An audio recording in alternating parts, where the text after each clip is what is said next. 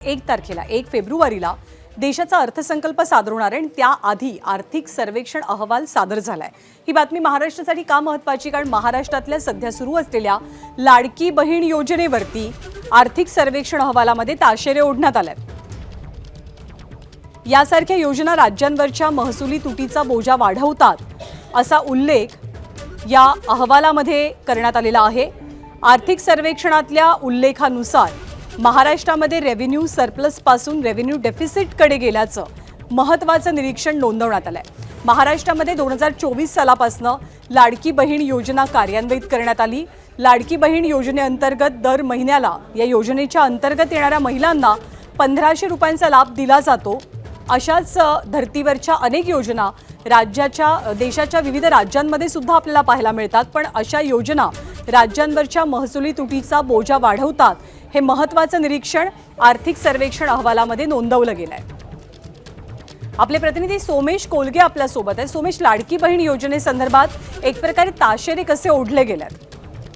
नक्कीच ज्ञानदा, लाडकी बहीण योजनेच्या संदर्भाने या संपूर्ण अहवालातील पान क्रमांक 60 वर जो एक तक्ता दिलाय त्यामध्ये कोणकोणती राज्य ही रेव्हेन्यू सरप्लस म्हणजे महसुली शिल्कीकडे होती, त्यांचा महसूल उत्पन्न हे जास्त होतं आणि महसुली खर्च कमी होता, आणि ती राज्य कशा प्रकारे महसुली तुटीमध्ये गेली म्हणजेच त्यांचा महसूल कमी झाला आणि खर्च वाढला याचं वर्णन दिलेलं आहे। आणि त्याशिवाय त्यांनी म्हटलेलं आहे की या सगळ्याला कारणीभूत ठरलेलं आहे ते म्हणजे एकतर ज्या पद्धतीने अनकंडिशनल कॅश ट्रान्सफर्स सारख्या योजना होतात, डिस्क्रेशनरी अनकंडिशनल कॅश ट्रान्सफर सारख्या, त्याचा परिणाम म्हणून या सगळ्यावरती अशा प्रकारचा बोजा वाढतोय। आणि त्याशिवाय आणखीन एक निरीक्षण असं नोंदवण्यात आलंय की महिलांचा श्रमशक्तीतील जो सहभाग आहे, प्रत्यक्ष काम करून कामगार म्हणून त्यामध्ये असलेला सहभाग महिलांचा, हा सुद्धा यामुळे निगेटिव्हली हॅम्पर होतो अशा प्रकारच्या योजनांमुळे, असंही यामध्ये म्हटलं गेलेलं आहे। त्यामुळे महाराष्ट्राच्या आणि इतर राज्यांच्या एकूण जो एव्हरेज म्हटलाय त्यानुसार रेव्हेन्यू डेफिसिट जवळपास 40 बेसिस पॉईंटनी वाढलाय असं या इकॉनॉमिक सर्व्हेमध्ये म्हटलं गेलेलं आहे।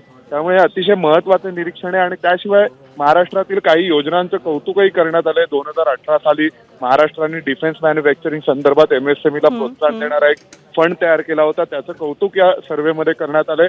आणि त्याशिवाय मित्रासारखे जे थिंक टँक तयार झालेत त्यांचाही रेफरन्स आणि त्याचंही कौतुक सर्व्हेत करण्यात आलंय। परंतु लाडक्या बहिणीसारख्या खर्चावर मात्र सर्व्हेत ताशेरे ओढले गेलेत। धन्यवाद सोमेश या सगळ्या माहितीबद्दल।